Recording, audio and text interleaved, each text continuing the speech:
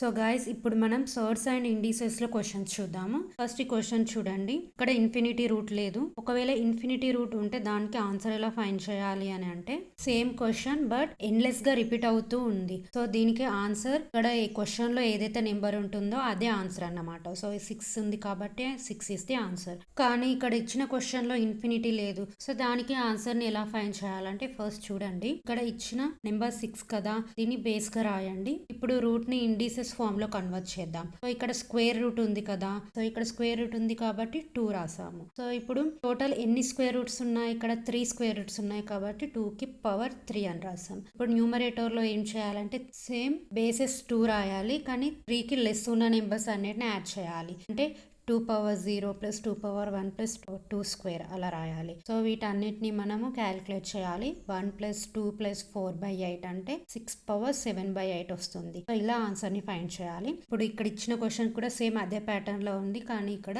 Cube root ఉంది. So మీరు దాన్ని సాల్వ్ చేయండి అండ్ వచ్చిన ఆన్సర్ ని కామెంట్ చేయండి.